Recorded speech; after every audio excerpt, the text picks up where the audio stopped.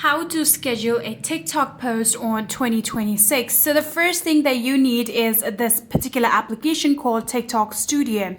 Simply download this application on your phone and then simply open it. And if you are not logged in yet, you can simply log in through your TikTok account. After doing that, what you're going to do is tap on upload right here.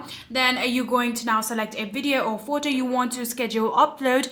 Tap on next, and in here, now what you're going to do is tap on next again. And as you can see, it has already been linked to my TikTok account, so I don't need to do anything else. You'll be able to see the option of schedule post right here. If you want to add descriptions, you can simply do that. If you want to set any of these settings, you can also do that.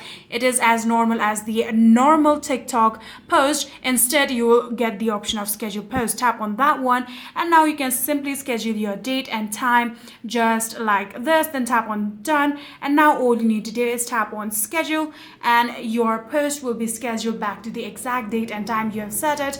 And like that, you'll be able to schedule your TikTok post in 2026.